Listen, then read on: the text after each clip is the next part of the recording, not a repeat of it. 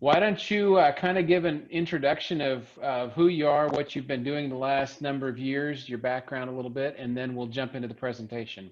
All right. I'm Lee Barnett, and I am currently the Dean and Assistant Provost for Student Affairs at Columbia Southern University, and I run a side business called Trailblazer Education where I do some consulting. Now, I've been in higher ed for about 15 years. I came into that after a number of years in pastoral ministry, primarily in youth ministry. And I've done a little bit of all of it. I've been a recruiter, I've been a fundraiser. I spent a few years as president of a Bible college as well as a provost. I've been a dean of online, and I've been a faculty member at a number of schools as well.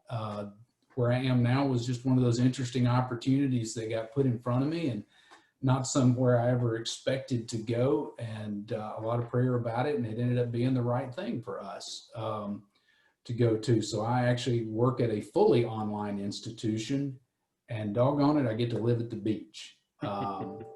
So that's a part of that. I've been very involved with ABHE. I'm also on some commissions related to the AAACE for adult education, and on the board of directors for NASPA Alabama for student affairs.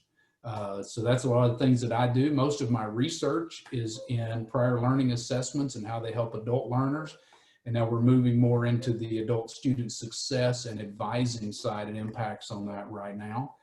Educationally, because we need to check that box on here, I have a DMin degree in pastoral leadership and youth ministry from Liberty University. And I also have a PhD in adult education with an emphasis in adult higher ed from Auburn University. Good deal. All right, the title here, guys, is Effects of Prior Learning Assessment on Graduation Rates of Adult Students in Online Degree Programs.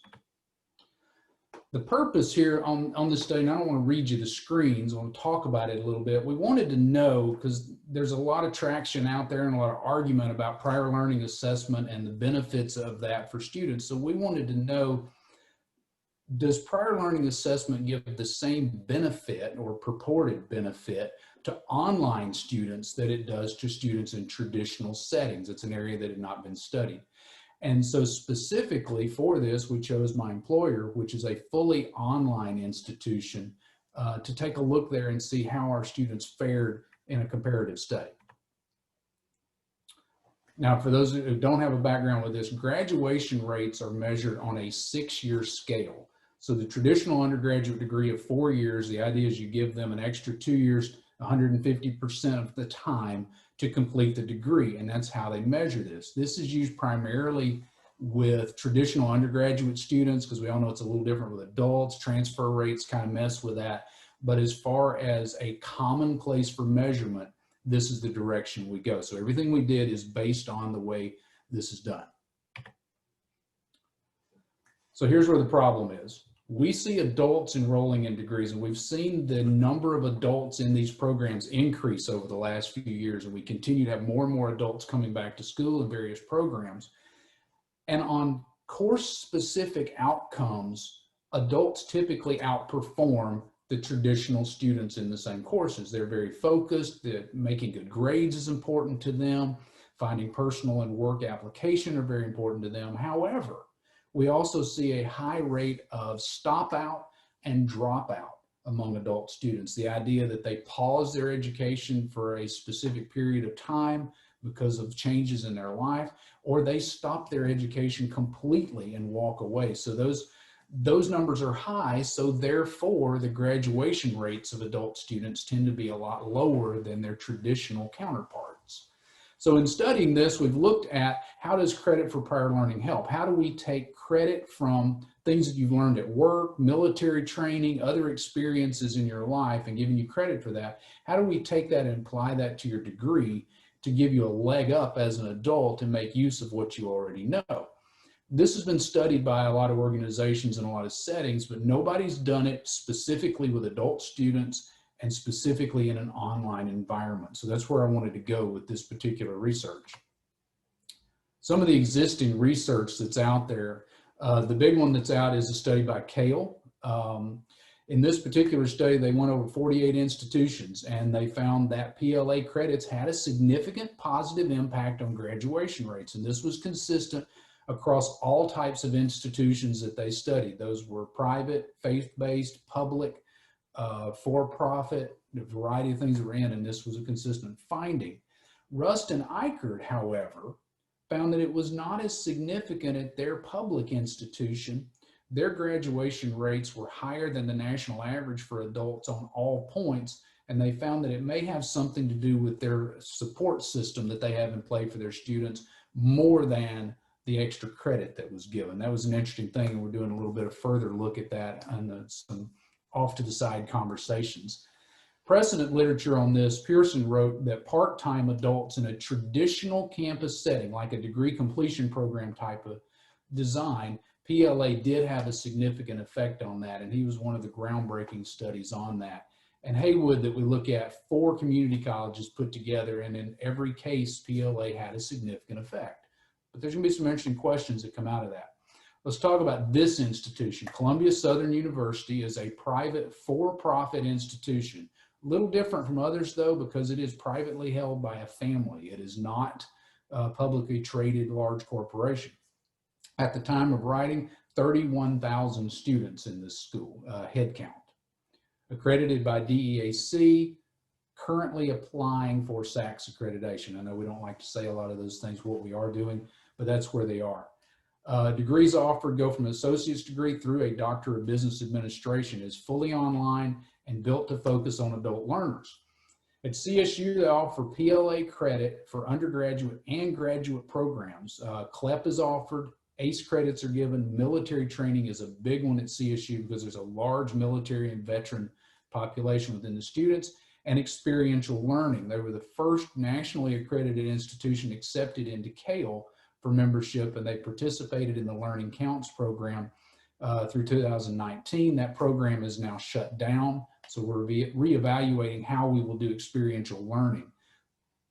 Had their ways that they did it in the past, and they adapted for CALE, and now they're going back to an in-house program for that.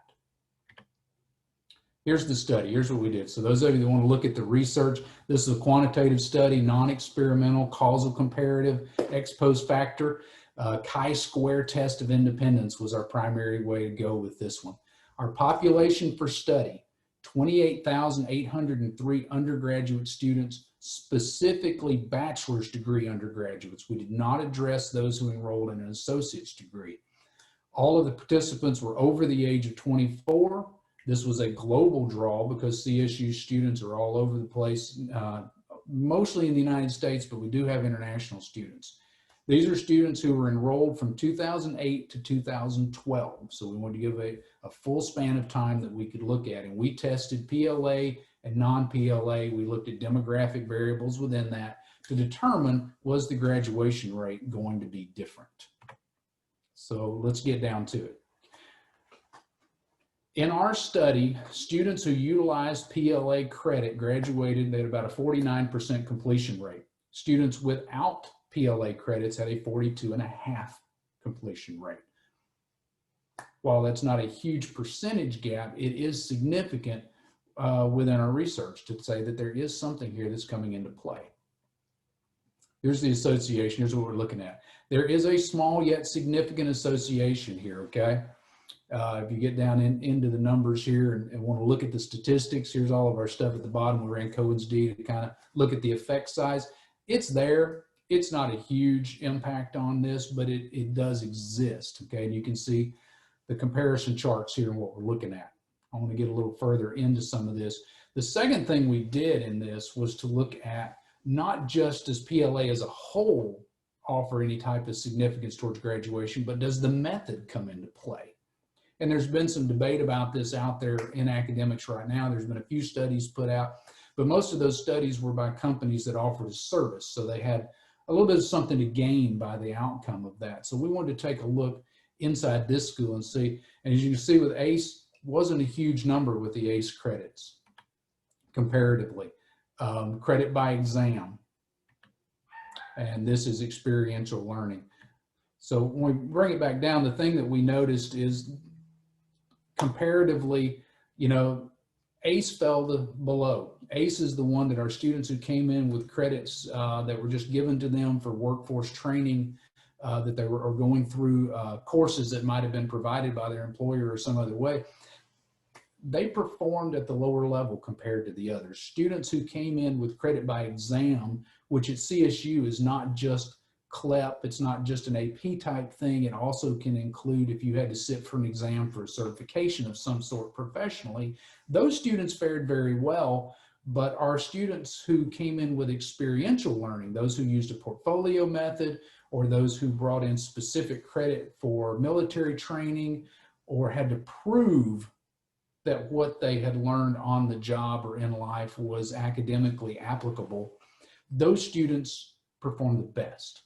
And that's not too unusual. What we've seen in some of the other studies is the process of translating the learning that they did outside of the classroom into classroom credit seems to have some academic benefit for these students. And we didn't research that here at CSU, but other studies support this, because it seems to be an introduction into academics for them. It begins to help them understand, how do I apply what I'm learning back to the direction I'm trying to take in life, just like I had to learn how to take that work training and translate it into the classroom. So there seems to be a benefit there for the way these students think and the way they approach their academics. Okay, so finalization on the results here. Small yet significant association was there between graduating and getting PLA. So PLA was a factor in getting you out of school on time here at this institution. There was a small but significant association between using experiential credits versus all other methods. So those students in our sample who performed at the highest rate towards graduation, had the greatest completion rate, were the students who earned PLA credit through experiential credit as compared to those of any other type of credit or those who did not. So let's do a little comparison results here. PLA students at CSU, 49% completion rate. Cale study as a whole was 58. Their for-profit group within Cale was 74, and large institutions, which CSU would fit into, would be a 44% graduation rate. But the thing that's really interesting is the next line, non-PLA students, CSU's graduation rate is above the competition, significantly above other institutions that came into play. So again, begs the question, how much of it is the type of student, how much of it is their actual life experience, and how much of it is the actual PLA? Again, looking at a comparison within here, CLEP students at CSU, 57% completed their degrees, real close to Cale's numbers of 56, but above Hayward's numbers. Portfolio version, though, again, a little lower than the national average with Cale. And our ACE students actually were higher than the national average through Cale, but yet did not perform as well within the institution. So that kind of gives a little credence to the fact that I believe some of this has to do with the specific student perspective and the makeup of the student body being reviewed. Okay, so we did find this statistically significant difference in these graduation rates, and we did find that it is helpful for students. So what does that bring us to? One, we need to look at our methods. We need to look at how are we giving students opportunity to get credit, and are we providing enough variations for them to get this credit? Let's get a little further into that idea. Some of the things that we need to look at for further research. One, will we give credit for certifications, professional and technical certifications? There's a move right now in academics to not do that. And there's also a move out there in the educational world, well, from ALTAC almost kind of perspectives, Amazon and Google, where they're giving certificates and credits and saying that's better than a degree. How do we work with students who have been through those programs and they want to come back to school? We've had that struggle here as we've looked at applied and technical credits, and are they going to be acceptable, and how do we put those in? The other piece is I think we need further study on these PLA methods, comparisons on a broader scale, particularly with adult learners, to determine if we're seeing some schools that the portfolio method, the students have a much higher completion rate, but yet here in this study, it was the experiential, non-portfolio experiential students who had the highest graduation rate. What makes the difference? Does it have to do with the particular student body? Does it have to do with the type of program they're in? Is it a difference in an online learner versus a traditional campus learner? So where are those pieces that help us answer those questions? And here was the big one that came out for us. Is it really the PLA that makes the difference, or is it simply the number of transfer credits as a whole? So we're actually looking right now to compare our students who had these PLA credits up against students who had an equal number of academic transfer credits to determine how long does it take them to get through the program. Is there a similarity in these students? So was it PLA or was it just total number of credits? Military affiliation, I think, was a big deal in this one. As I said, a large percentage of the students at Columbia Southern are either active duty military or they are recently separated veterans. And so there's a different perspective on their learning, and the credits they bring with them are different because it's military training and it's very specific, it's very regimented, they know how to go about this. So there may be something there that we need to look at. And so it's actually been encouraged by some of my researchers back at Auburn that we go back in and dig into this a little further to see what the military piece might be. And then I believe there needs to be a unified research design as we look into this, because if you read all of these studies, not everybody approaches it the same way. Not every school defines prior learning assessment the same way, and not all the studies use the exact same methodology. So there's a place for getting in there and kind of making sure we're really comparing apples to apples as we look at this stuff.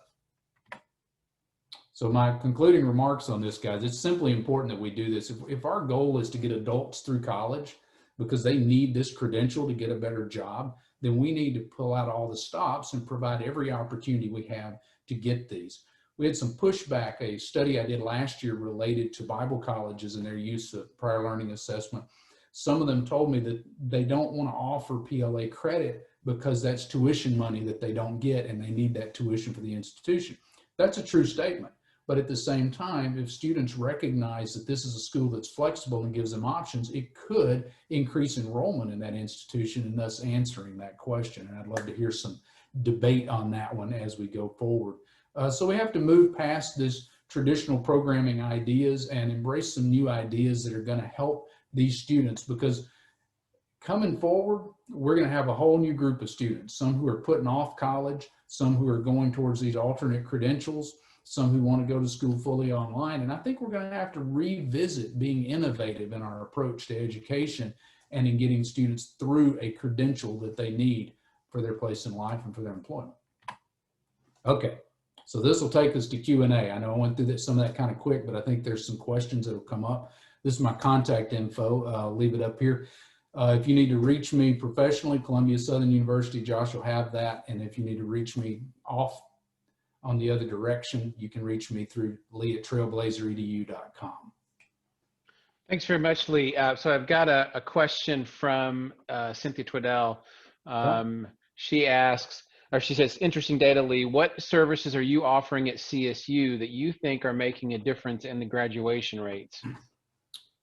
You know, I think honestly, a lot of this is a student sample thing for us. I think because we have so many military students and we work very hard at helping them transition, I think that's one reason our graduation rates as a whole are higher, because those students are very focused on what they need to get and what they need to get through. Also, one piece I didn't touch is our primary niche is in the safety field.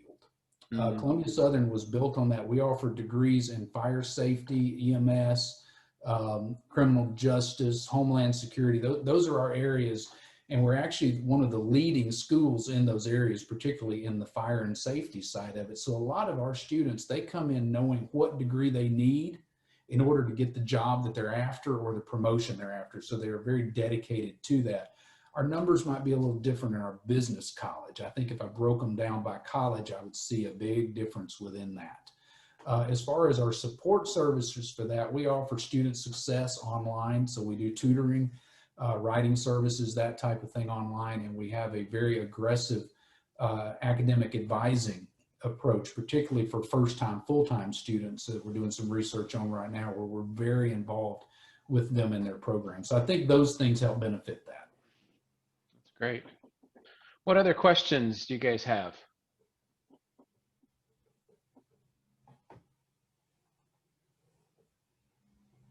I know my son has looked at Columbia Southern because he's interested in emergency medical, paramedic type stuff. So he's been looking at programs that are offered that way. And so there's definitely, I'm not sure if he wants to go online for it or if he wants to be, I think he wants to be on site. I think he wants some of the college experience, the Right. traditional type stuff. So, um, And that's understandable. yeah, it's This just, is not for everybody. right. That's right. That's right. Um, I see Tom Griffin is on here as well. And of course, Cynthia, the two of you, I know your statistical prowess. Um, what of the data that's presented stands out to you from a statistical perspective? If you have any thoughts on that. This is Tom. Hi, Hey, Tom. well, first of all, I wanted to catch one comment, and it just confused me a little bit. You said that it was a small statistical difference, but I think you meant to say that it was a highly significant difference because it was 0.001. That was my first comment. So maybe you can check that. You had your statistical differences at 0.001, which is highly statistically significantly different. Just a small amount. That's a very good point. You're Yep. correct on that. And Tom, I will bow to your statistical knowledge there above my own on that. Yeah, and so I just wanted to make sure that it is there, and it was, if you look at it, Cynthia may disagree, but it is relative, and therefore it is very, very, very significant. So my other question to you, Lee, is for future research, this is an area that has interest to me, but it's a general rule from research perspective. Do you see any possibility of collaboration from a research viewpoint, or do you see a commercial value as well? I'm more looking at the collaboration side for me. My institution allows me to research these things, but they're not things that they have told me to do. So these are things that I see academically that I'm chasing down. And our institution allows me to collaborate with other institutions on this to see how things fare. Now, granted, as a proprietary school, there's always a look at some of those things, okay? It's always going to exist. But my perspective is more from the educational end of what can we do and how do we help our students across the board at all institutions. So I am definitely open to that. Yeah, I was just worried a little bit for you because sometimes a prophet is without honor in their own country. So, so I've had that happen before too. But I'll shut up and let Cynthia jump in. She's the expert. Yeah, Cynthia says, I agree, difficult to find anything at 0.001 significance level. Jay Gary says, what type of per student investment in PLA faculty and support services would a small college need to make, or their third-party OPMs in this area to stand up a sustainable unit? I'll jump in on this one. Jay, we will be sharing a commercial right after this on the InterLearn service, and basically it's about $100 a credit hour that we charge to run that service. And Lee, I'd be happy for you to share any of that information from your perspective. I think, well, first thing I'll say, Josh has a good setup for that. Okay. The InterLearn team has put together something good that is, I think, very usable for small schools. You know, the CALE program shut down, and the main reason it shut down is it wasn't affordable to the schools that needed it. I mean, the cost for that thing was way past your return on investment, I feel like.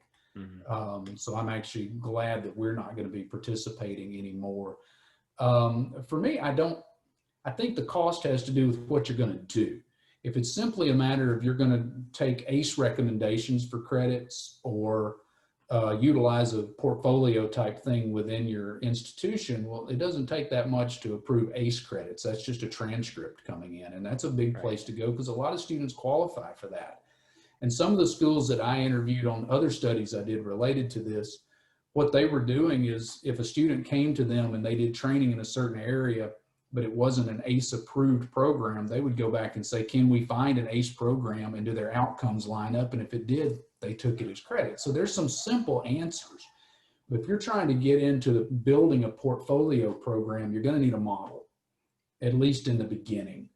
And that's a little more challenging to do. And I think using somebody as an OPM type setup for PLA is probably a good way to go. You know, I do help some schools look at those things if there's a conversation you want to have, but at the same time, Josh has one built. And if you guys are within his network, there's a good setup for that already there, because it can be very time consuming and costly to assign faculty members to do that. For me, I like to use adjuncts, or I like to put that as an also required on faculty. I think the first one I ever reviewed, it was as an adjunct, and it was handed this huge notebook full of stuff and said, go through here and determine how much credit this guy ought to give, and we'll give you $100. It was it was like 1 credit hour pay. That was a little overwhelming as a new faculty member at that time to be handed that. So I think some schematics out there would be helpful to you.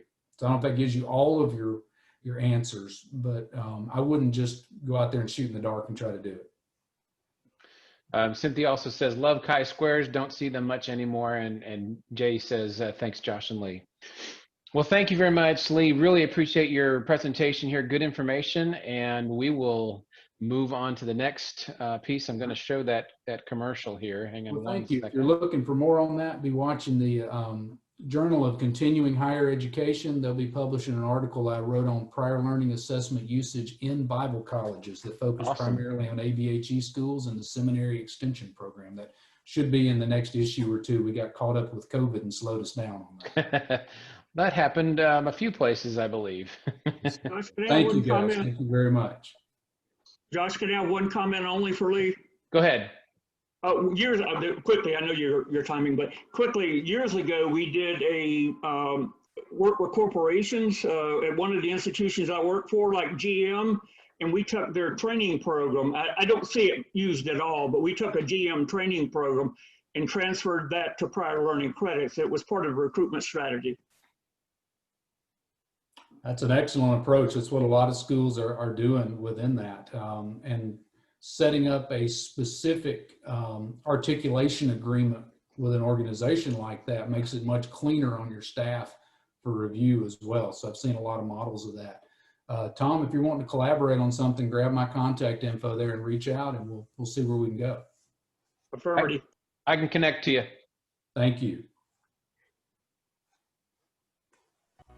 InterLearn is proud to now offer prior learning assessment services to its clients. We know that you want to do everything in your power to support the success of your students, and we believe that offering prior learning assessment services will not only enhance your students' success, but empower you as an institution to better support institutional growth. Prior learning assessment is a helpful tool that allows adult students and those with significant life experience to earn college credit for prior learning. It is a process where verifiable learning acquired outside of the classroom can be assessed for college level credit. It is based on the philosophy that college level learning is not just confined to the classroom. It can be gained through experiential learning from a number of different sources. Many students already have loads of real life experience. We want to help them transfer that life experience into college credit. Some prior learning sources include full or part-time jobs, church or ministry involvement, volunteer experience, extensive travel experience, foreign language acquisition, hobbies, recreational activities, workshops and seminars, training programs, and military training and service. What are the benefits of prior learning assessment? First, PLA increases your students' chance of retaining and earning a degree. It also lessens the time needed for students to finish a degree. It reduces the overall tuition costs, and it also instills confidence in the student's ability to learn and grow from life experiences. InterLearn's process for prior learning assessment is simple. We work with your student through the whole process from meeting with a PLA mentor, to developing the portfolio, to submitting it for review to an InterLearn subject matter expert, and finally, through helping your institution transcribe credits. Why would an institution want to pursue PLA services through InterLearn? First, it saves time and effort. PLA is a long, in-depth process that takes significant oversight and guidance. It also ensures expertise. An institution with no experience with PLA may feel intimidated and overwhelmed with the idea of starting a robust PLA program. Also, all training and setup is done for you. There is no need to burden an already busy faculty with the task of assessing portfolios. InterLearn will provide experienced subject matter experts in a wide variety of fields to assess documented learning. There's no need to hire and train PLA mentors or PLA evaluators to walk the students through the process. InterLearn will provide experienced PLA mentors to advise students from beginning to end. InterLearn will also work closely with your institution to provide proper guidance to students and staff regarding credits accepted and other institutional requirements.